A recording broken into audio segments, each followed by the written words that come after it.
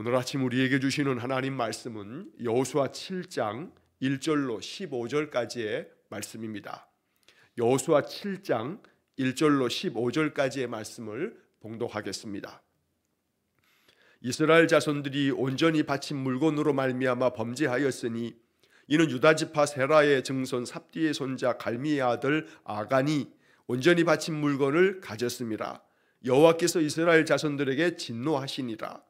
여호수아가 여리고에서 사람을 베델 동쪽 베다웬 곁에 있는 아이로 보내며 그들에게 말하여 이르되 올라가서 그 땅을 정탐하라 하며 그 사람들이 올라가서 아이를 정탐하고 여호수아에게로 돌아와 그에게 이르되 백성을 다 올라가게 하지 말고 2,3,000명만 올라가서 아이를 치게 하소서.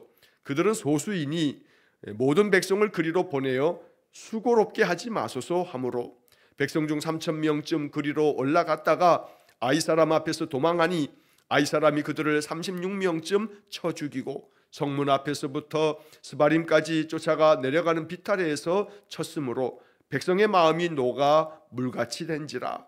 여호수아가 옷을 찢고 이스라엘 장로들과 함께 여호와의 궤 앞에서 땅에 엎드려 머리에 티끌을 뒤집어 쓰고 저물도록 있다가 이르되 슬프도소이다. 주 여호와여 어찌하여 이 백성을 인도하여 요단을 건너게 하시고 우리를 아모리 사람의 손에 넘겨 멸망시키려 하셨나이까.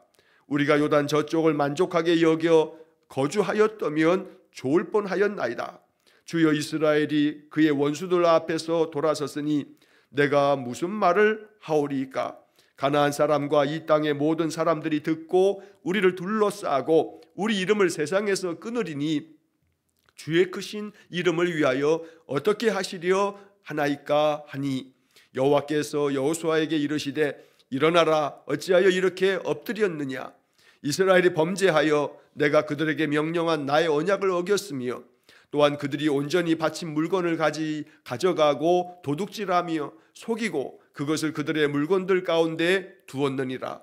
그러므로 이스라엘 자손들이 그들의 원수 앞에 능히 맞서지 못하고 그 앞에서 돌아섰나니 이는 그들도 온전히 바친 것이 됨이라. 그 온전히 바친 물건을 너희 중에서 멸하지 아니하면 내가 다시는 너희와 함께 있지 아니하리라. 너는 일어나서 백성을 거룩하게 하여 이르기를 너희는 내일을 위하여 스스로 거룩하게 하라. 이스라엘의 하나님 여호와의 말씀에 이스라엘아 너희 가운데 온전히 바친 물건이 있나니 너희가 그 온전히 바친 물건을 너희 가운데에서 제하기까지는 내 원수들 앞에 능히 맞서지 못하리라. 너희는 아침에 너희의 지파대로 가까이 나아오라. 여호와께 뽑히는 그 지파는 그 족속대로 가까이 나아올 것이요 여호와께 뽑히는 족속은 그 가족대로 가까이 나아올 것이요 여호와께 뽑히는 그 가족은 그 남자들이 가까이 나아올 것이며 온전히 바친 물건을 가진 자로 뽑힌 자를 불사르되 그와 그의 모든 소유를 그리하라. 이는 여호와의 언약을 어기고 이스라엘 가운데에서 망령된 일을 행하였음이라 하셨다 하라. 아멘. 자, 오늘 여호수아 7장의 말씀 15절까지를 읽었습니다. 내일까지 우리가 7장의 이야기를 읽게 됩니다. 자, 이 여호수아 7장의 이야기는 여리고 성을 함락하고 난 다음에 이제 그 다음에 이어지는 작은 성이기도 했던 아이 성을 점령하러 나아갔다가 크게 패하고 돌아옴으로써 그 이유가 무엇인가, 무엇 때문에 이렇게 됐는가, 하나님께서 이스라엘 가운데에서 하나님의 말씀을 거스른 그 악한 것들에 대하여 제거하게 하심으로써 아간이 하나님의 명을 어기고 여리고 성을 함락하는 과정에서 다 하나님 앞에 드려지는 것들은 온전히 하나님께 바치고 나머지 모든 생명체들은 다 진멸하라는 이 말씀 앞에서 마음의 탐욕 때문에 그 탈취물 가운데 온전히 하나님께 드리지 아니하고 그가 착복하는 그런 죄로 말미암아 아이성 전투에서 크게 패한 사건을 이 7장이 기록하고 있습니다. 자, 여호수아를 지금 7장까지 읽어왔는데 이 각각의 장에서 중요한 사건들을 우리가 계속해서 이렇게 기억하면서 여호수아를 계속 읽어갈 수 있기를 원합니다. 2장에서 정탐꾼 이야기가 있었습니다. 라합이 정탐꾼 두 사람을 도와주면서 여리고성의 그 상황들을 이제 파악하게 되고, 또 이제 3장에서는 요단강을 건너서 가나안 땅으로 이제 들어서게 됩니다. 그러면서 가나안 땅 이 요단강 서쪽 땅으로 들어오면서 바로 길갈이라고 하는 곳에 머물게 되면서 요단강에서 가지고 나왔던 각 지파의 대표들이 하나씩 가지고 온 12개의 돌을 그 길갈이라고 하는 땅에 이제 세우면서 거기서 하나님께 예배하는 그런 이스라엘 백성들의 이야기가 4장의 이야기였습니다.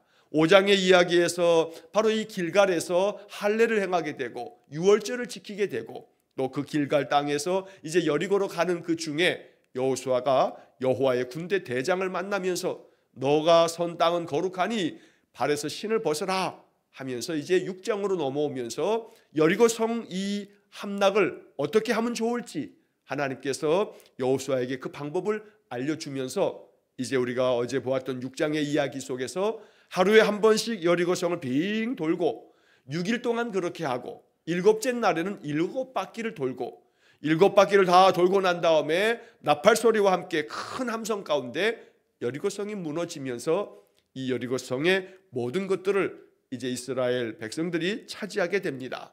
그런 가운데에서도 하나님은 라합과의 그 언약을 지키면서 라합의 모든 집 식구들을 보호해 주는 이야기를 어제 본문에서 우리가 살펴봤습니다.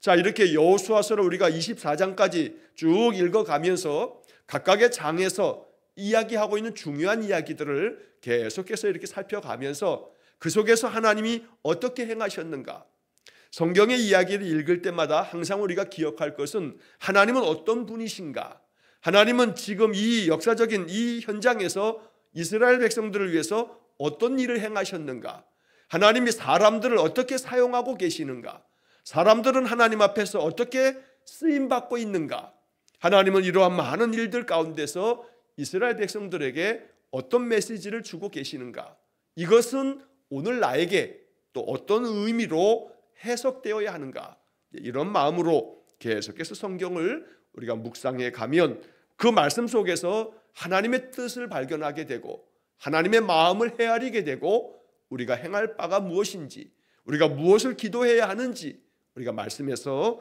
깨달음을 얻게 됩니다. 자, 1절 말씀에 보면 이스라엘 자손들이 온전히 바쳐진 그 물건, 이것에 대해서 범죄하였다. 그래서 하나님께서 이스라엘 자손들에게 진노하신다라고 하는 말씀이 1절에 담겨 있습니다. 이 1절 한 구절이 7장 전체를 설명하고 있는 그런 말씀이라고 볼 수가 있습니다.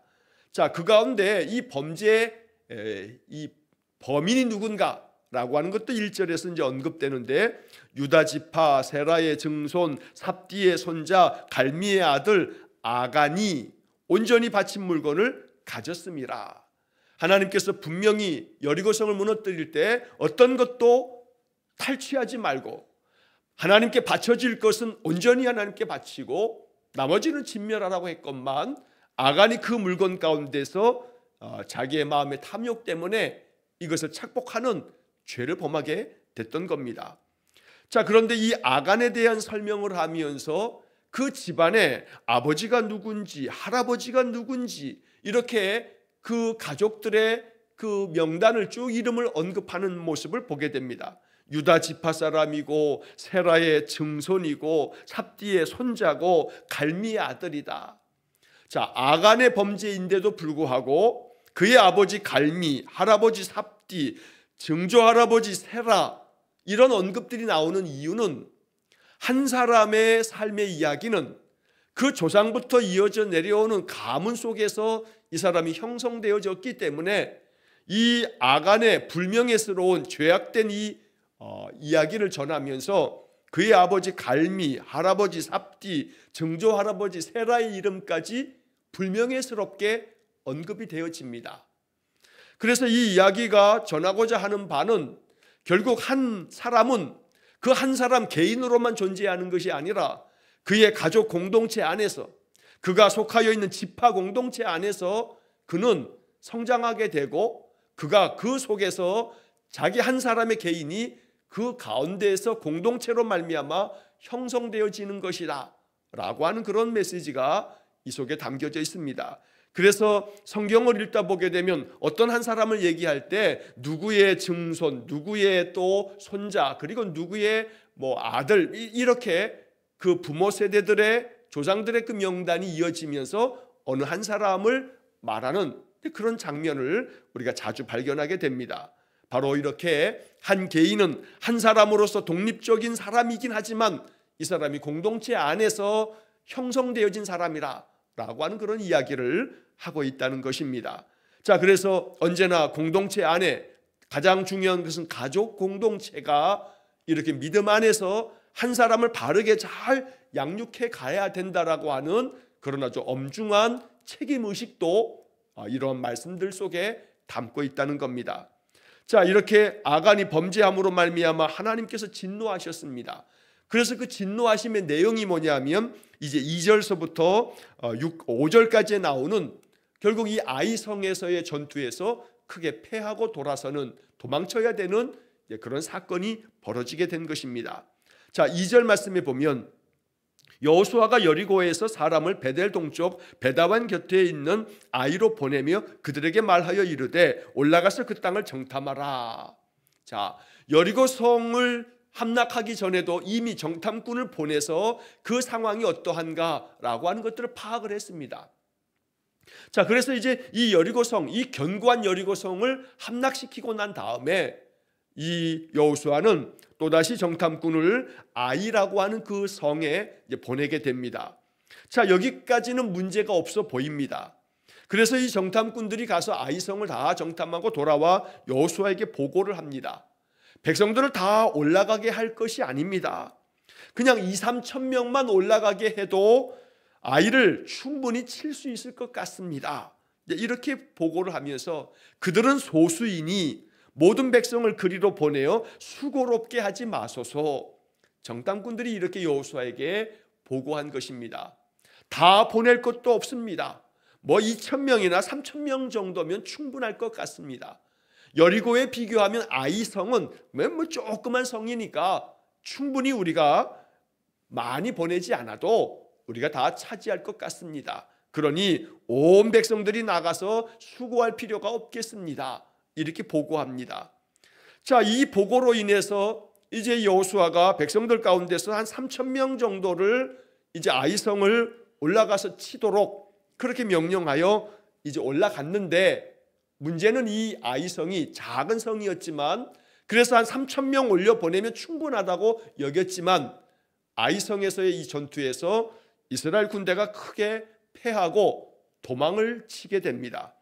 심지어 5절 말씀에 보면 아이 사람이 그들을 36명쯤 쳐 죽이고 36명의 희생자가 나올 만큼 이렇게 큰 패배를 하고 걸음아 나 살려라 하고서 도망쳐 내리면서 비탈로 내려 그렇게 도망을 치는 이 군대의 모습이 마지막 5절 마지막 끝에 보면 백성의 마음이 녹아 물같이 된지라. 그만큼 싸움을 하러 올라가서 3,000명이면 충분히 아이성을 함락할 줄 알았는데 큰 패배를 하고 도망쳐 나왔던 겁니다.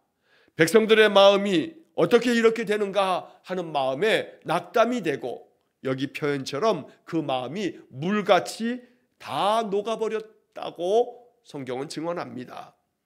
자, 그러면 이러한 과정 속에서 어떻게 이 이스라엘이 여리고까지 무너뜨렸는데 이 조그만 아이성에서 이 큰 패배를 당하고 도망쳐야만 됐는가?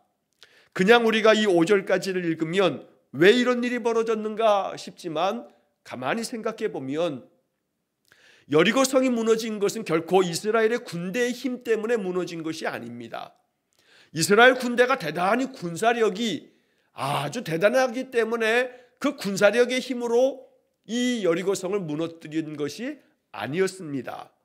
분명히 이스라엘 사람들은 여리고성이 무너지는 그 과정 속에서 자기들이 한 일은 그냥 하나님의 말씀 따라 그대로 했은 것뿐이었고 6바퀴 돌고 7째 날에 7바퀴 돌고 그저 다 해봤자 13바퀴 돈 것 밖에는, 그리고 마지막에 큰 함성 소리로 여리고성이 무너진 것, 이것밖에 없다는 것을 이스라엘 사람들이 너무나 잘 압니다.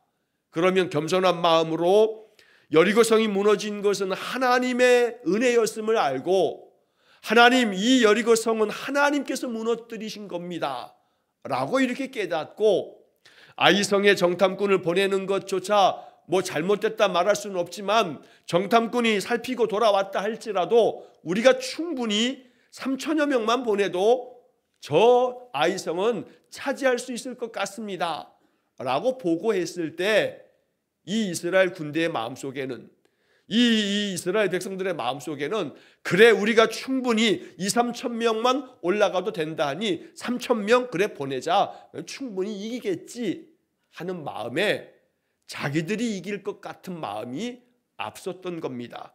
그러다 보니 하나님께 묻지도 아니하고, 하나님, 여리고성이 무너진 것은 하나님의 그 역사하심이었는데 이 아이성은 우리가 어떻게 할까요? 하고 하나님께 물었어야만 했던 겁니다. 여리고성을 한 바퀴씩 돌고 일곱째 날에 7바퀴를 돌아라 라고 하는 것은 이스라엘 군대의 어떤 아주 전략이 뛰어난 전략가가 얘기해 준 게 아닙니다. 여호와의 군대 대장이 여호수아를 만나면서 하나님께로부터 받았던 전략이었던 겁니다. 하나님께서 친히 여호수아에게 이렇게 하거라, 백성들에게, 제사장들에게 이렇게 명령을 내려서 이렇게 하면 된다 하고 하나님이 알려주신 겁니다. 그러면 역시 아이성도 마찬가지로 그런 방법을 택했어야만 했다는 겁니다.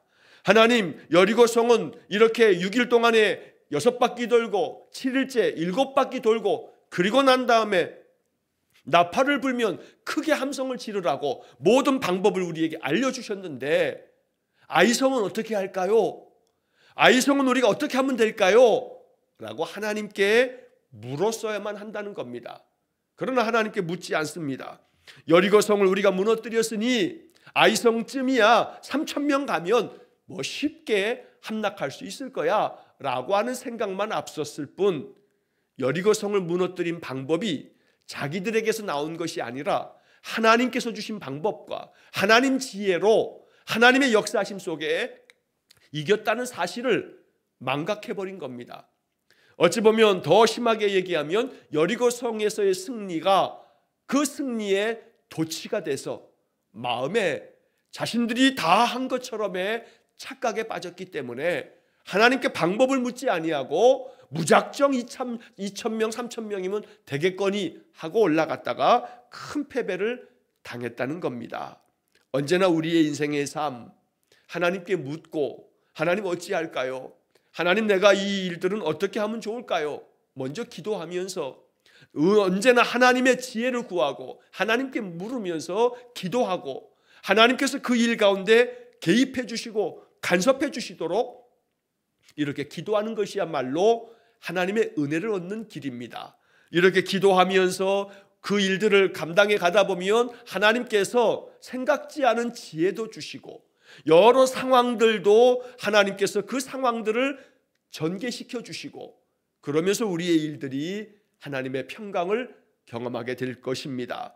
그러므로 언제나 항상 내 힘으로 되는 줄 알고 착각하지 말고 하나님께 묻고 하나님의 방법을 구하고, 하나님이 내 마음 가운데 하늘의 지혜를 생각나게 해주시기를 기도하면서 그렇게 살아가는 하나님의 백성, 거룩한 신자가 되어야겠습니다. 자, 이렇게 아이성에게 말할 수 없는 참패를 당하고 패배한 도망치는 이스라엘 백성들, 이 일로 인하여서 여호수아가 큰 충격을 받은 듯합니다. 그래서 6절의 말씀에 보면 여호수아가 자기 옷을 찢으면서 이스라엘의 장로들과 함께 여호와의 궤 앞에서 땅에 엎드려 탄식을 합니다. 머리에 티끌을 뒤집어 쓰고 날이 저물도록 그렇게 낙담에 빠져 있습니다. 그러면서 하는 말이 7절부터 보면, 슬프도소이다 주 여호와여, 어찌하여 이 백성을 인도하여 요단을 건너게 하시고 우리를 아모리 사람의 손에 넘겨 멸망시키려 하셨나이까? 우리가 요단 저쪽을 만족하게 여겨 거주하였다면 좋을 뻔하였나이다. 어찌 보면 이 7절의 이야기를 가만히 생각해 보면 여호수아가 왜 이렇게 됐나 싶은 마음이 들 정도로, 자, 슬프도소이다 여호와여, 어찌하여 이 백성을 인도하여 요단을 건너가게 하셨습니까? 그리고 이 가나안의 이 아모리 사람들의 손에 넘겨주어서 멸망을 당하게 하십니까? 우리가 그냥 요단강 건너서 이쪽으로 오지 않고 저 요단강 동쪽에 그냥 머물러 있었으면 좋았을 뻔했습니다 라고 여호수아가 이야기합니다. 아직까지도 여호수아는 왜 이 아이성에서 우리가 패배했는지, 하나님께서 여기에는 왜 개입하시지 않았는지, 그 이유가 무엇인지 여호수아는 아직 알지 못하였던 겁니다. 그러니 하나님께서 왜 우리를 이렇게 멸망시키려고 하시는가 하는 그런 마음이 앞섰던 겁니다. 이렇게 탄식하는 겁니다. 또한 8절 말씀에서 여호수아는 계속해서 그 낙담한 탄식의 마음을 이렇게 표현합니다. 주여, 이스라엘이 그의 원수들 앞에서 돌아섰으니, 원수들 앞에서 도망쳤다는 겁니다. 패하여 도망쳤으니 내가 무슨 말을 하오리까? 가나안 사람과 이 땅의 모든 사람들이 이 소식을 듣고 우리를 둘러싸서 우리의 이름을 세상에서 끊을 겁니다.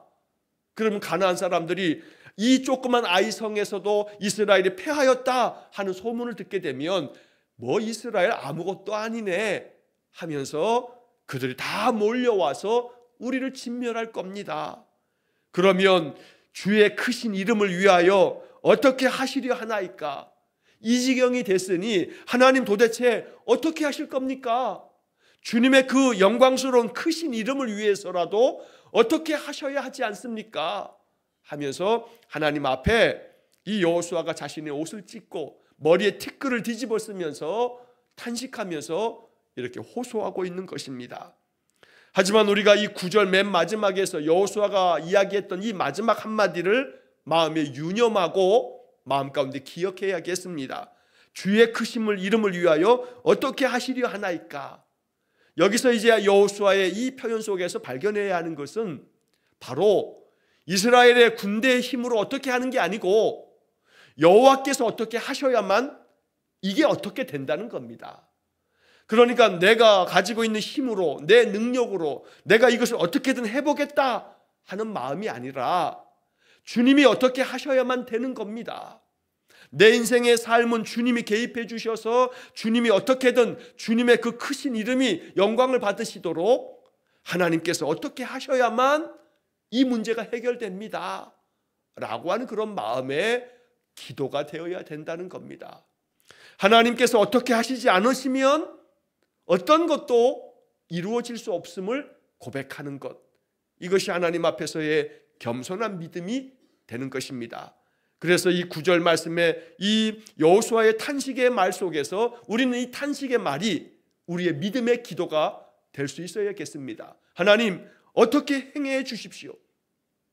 내 힘으로 되지 않으니, 내가 어떻게 해볼 수가 없으니 하나님께서 어떻게든 행해 주십시오.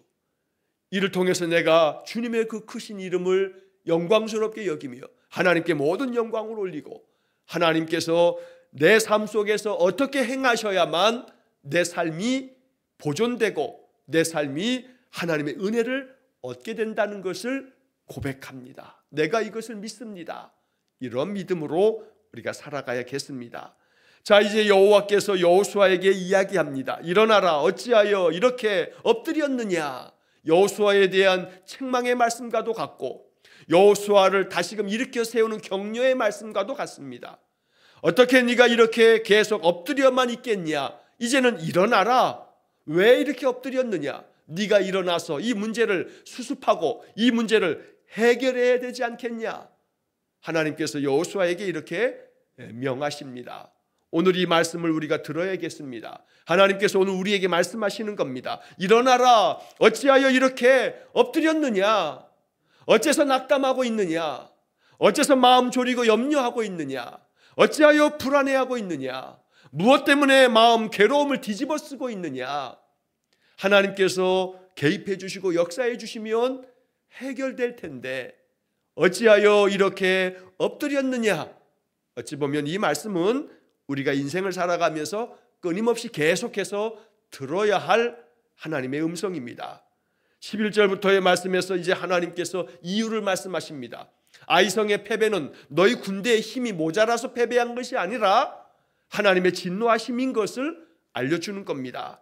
이스라엘이 범죄했기 때문이다. 나의 언약을 어겼기 때문이야. 너희들이 여리고를 함락하는 과정에서 분명히 내가 말했지 않느냐. 하나님 앞에 온전히 바칠 것을 바치고 나머지는 너희들이 어떤 것도 취하지 말고 진멸하라고 했건만 온전히 바친 물건을 가져가고 도둑질하며 속인 자가 있다. 이 자를 찾아내서 멸해야만 된다 하고 말씀하시는 겁니다. 12절 말씀에 그러므로 이스라엘 자손들이 그들의 원수 앞에서 능히 맞서지 못하고 그 앞에서 돌아섰나니, 원수 앞에서 너희들이 제대로 싸워보지도 못하고 그 앞에서 도망치게 됐던 것은 바로 이 문제 때문이다. 너희들 중에 내 언약을 어기고 범죄하여서 도둑질하고 속인 자가 있기 때문이다 하고 하나님께서 그 이유를 가르쳐 주십니다. 그러므로 너희 중에서 그러한 자들을 그들이 취했던 모든 것들을 다 멸하지 않으면 내가 다시는 너희와 함께 있지 아니하리라. 하나님께서 엄중하게 이제 하나님의 그 뜻을 이 여호수아에게 알려주었던 겁니다. 그러면서 13절 말씀에 너는 일어나서 백성을 거룩하게 하여 이르기를 너희는 내일을 위하여 스스로 거룩하게 하라. 이제 내일 너희들이 거룩한 마음으로 이제 하나님 앞에 나오면 하나님께서 이 문제를 해결할 방법을 우리에게 명하시는 대로 행하면 된다. 그러니 너는 일어나서 백성들을 거룩하게 해라 하고 여호수아에게 하나님께서 명령하십니다. 모세를 이어서 여호수아가 이스라엘 백성의 최고의 지도자가 됐습니다. 최고 지도자는 백성들을 바른 길로 인도해야 합니다. 백성들이 잘못된 것이 있으면 잘못된 것을 바로 잡는 자가 최고 지도자입니다. 여호수아가 지금 아이성의 패배 앞에서 낙담하고 있을 때 하나님은 너희 백성들이 잘못 행한 바가 있기 때문에 이 낭패를 당했으니 이것을 바로 잡으라. 너는 일어나서 백성을 거룩하게 해라 하고서 낙담하여 머리에 티끌을 뒤집어 쓰고 자기 옷을 찢고 있는 여호수아에게 하나님께서 행할 바를 가르쳐 주고 있는 겁니다. 이 이야기를 읽으면서 우리는 또 한 번 지금 우리 나라 대한민국의 상황을 생각하며 기도해야 합니다. 최고의 지도자라고 선출한 대통령이 백성들이 잘못되어지거나 잘못 행했을 때 이것을 바르게 잘 잡아서 헌법과 법률에 의거하여 모든 자들이 법 앞에 평등하게 이 나라를 법치주의 국가로 잘 만들어 가야 되는데 오히려 자신이 헌법을 위반하고 법률을 위반하고 그러면서도 오히려 헌법이 잘못됐다 하면서 헌법재판소가 잘못됐다, 법을 행하는 모든 자들이 잘못됐다, 우리가 뉴스에서 계속 듣는 것처럼 마치 자기가 왕인 것처럼 대통령 선거하는 그 경선 그 중에 손바닥에다가 왕자 써고 나와가지고 그 난리를 쳤던 것이 그것이 지금 이렇게 다 마치 헌법도 모든 법률도 나한테는 다 잘못된 것이라고 온 세상이 자기를 기준으로 해서 돌아가야 되는 것처럼 망상에 사로잡혀 있으니 이것이 최고 지도자로 세워진 바에 대해서 이 2년 반 동안에 이 나라를 이 모양 이 꼴로 만들었으니 이 어찌하면 좋습니까? 그럼에도 불구하고 제대로 분별하지 못하고 그걸 지지하고 그것을 가로막는 이 어리석은 백성들이 또 국민들이 아직도 있습니다. 바르게 분별할 줄 아는 분별력이 없으면 나라는 쇠퇴하고 망하게 됩니다. 그러니 바른 이성으로 바른 합리적인 사고로 지금 모든 상황들을 온전히 깨우치지 않으면 그러면 이 나라의 미래가 없습니다. 우리 신자들이 이러면 이럴수록 더욱더 분별력 있게 잘 판단하고 기도해야겠습니다.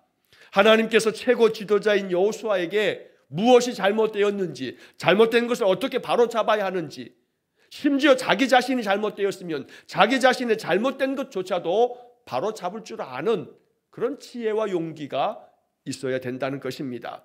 이렇게 해서 이제 여호수아는 하나님 앞에서 책망을 받으면서 다시금 해야 할 일들을 이제 깨닫게 되면서 이스라엘 백성들에게 이 모든 이야기를 이제 명하게 됩니다. 너희들 가운데 하나님의 말씀을 어기고 이 여리고성에서 너희들이 그 물건을 온전히 바쳐진 물건들을 탐한 자가 있다. 그래서 너희들이 원수들 앞에서 맞서지 못한 것이다. 13절에 길게 이렇게 얘기하고 14절에 너희는 아침에 너희의 지파대로 가까이 나와라. 하나님께서 그 지파들 중에 하나님이 이 모든 아이성에서의 패배의 원인을 제공했던 자의 지파가 어느 지파인지 하나님이 뽑으실 거다. 그러면 그 지파는 자기 지파의 여러 가문들을 다 데리고 오면 그들 가운데서 그 족속들 중에 또 어떤 족속들 중에 그런 문제가 발생했는지, 그러면 그 족속들은 자기 그 족속들 가운데 자기 그 가문 안에서 또 여러 집안들을 다 부르면 그 가운데 죄악된 자가 누구인지를 이제 하나님께서 가려내시겠다 하고 말씀하는 겁니다. 그렇게 돼서 그 가려낸 자, 그 범죄한 자가 밝혀지게 되면 마지막 15절 말씀에서 온전히 바친 물건을 가진 자로 뽑힌 자를 불사르되 그와 그의 모든 물건을 그리하라. 죄를 범한, 그래서 이 이스라엘을 아이성 앞에서 터무니없이 무너지게 만들었던 그 자를 가려내서 그 자를 불살라버리고 그와 그의 모든 소유를 다 그렇게 불살라버려라. 이는 여호와의 언약을 어기고 이스라엘 가운데서 망령된 일을 행하였습니다. 그가 누구이든지 하나님께서 그 범죄한 자를 찾아내시거든 그를 완전히 불살라버려라 라고 하나님의 엄중한 심판을 말씀하시는 겁니다. 하나님의 언약을 어겼기 때문에, 이스라엘 가운데서 망령된 일을 행했기 때문에 이것에 대해서 심판을 엄중히 행하라 말씀하고 계시는 겁니다.